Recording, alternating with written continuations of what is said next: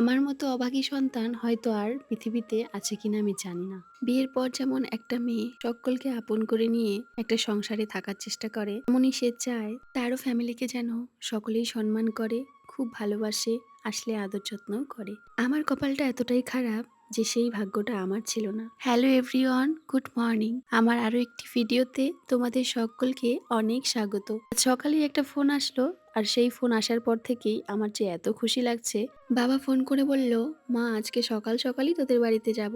এই কথা শোনার পর থেকেই সকাল সকাল এতটা আনন্দ হচ্ছিল, আনন্দের সহিত তাড়াতাড়ি করেই কাজগুলো করছিলাম। এদিকে বর শোনা মাত্রই দোকানে না গিয়ে চলে গেল বাবা যেটা খেতে ভালোবাসে সেটাই আনতে। কারণ এই প্রথম বাবা মা যেহেতু কোনোদিনও এইভাবে আসেনি, ভাড়া বাড়িতে আসার পর মা হয়তো একবার এসছে আর এই নিয়ে দুবার, কিন্তু বাবা কোনোদিনও আসেনি। চোখের সামনেই দেখেছি কারো বাবা আসলে কত সেবা যত্ন করছে, কিন্তু জানো তো তখন যে আমার এত মনটা ছোট হয়ে যেত, এত খারাপ লাগতো, সেই দিনগুলো আমি পার করে চলে এসেছি। এখন যখন কেউ এই যে জ্ঞান দিয়ে কথাবার্তা বলে, এখন তো অনেক সুখে আছো, সংসারটা ছোট হয়েছে, ছোট সংসারে আলাদাই শান্তি, তাই না? কিন্তু এটা কে কাকে বোঝায় যে এই ছোট সংসারে যে আমি আমার বাবা মাকেও চাইতাম, আমিও চাইতাম আমার বাবা মা আসুক, আমি তাদের সেবা যত্ন করি। বিয়ের পর একটা মেয়ে নতুন বাড়িতে গিয়ে কেমন আছে, সবাইকে মানিয়ে নিতে পেরেছি কিনা, নতুন সংসারে সে কেমন কাটাচ্ছে, এটা কিন্তু সব বাবা মারই স্বপ্ন থাকে গিয়ে দেখার। তো সেই ভাগ্যটা আমার বাবার ছিল না। আর আমার সবচেয়ে বড় একটা দুঃখ ছিল এটাই, যে আমি কি কোনোদিনও আমার বাবাকে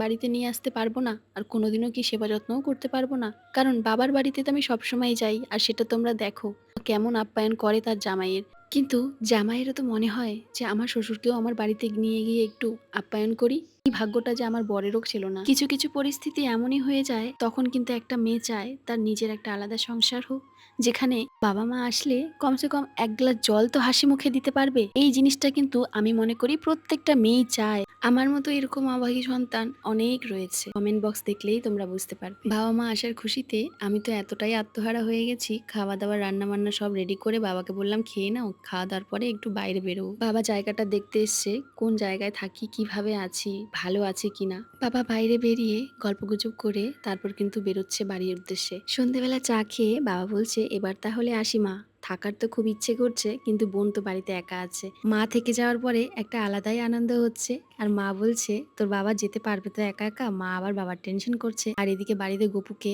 সেবা কে দেবে এটা নিয়েও মা ভাবছে। একটা দিনের ব্যাপার, বোন তো দিয়েই দেবে। আর মা এদিকে দই চিড়া খেলো, সন্ধেবেলা আম নিয়ে এসছে বর। আজকের দিনটা এতটাই আনন্দভাবে কেটেছে, আর এখনো যেহেতু মা আমার এখানে আছে, সত্যি এটা তো আর বলার নাই, অনেক আনন্দ হচ্ছে। রাতে সবাই মিলে অনেক গল্প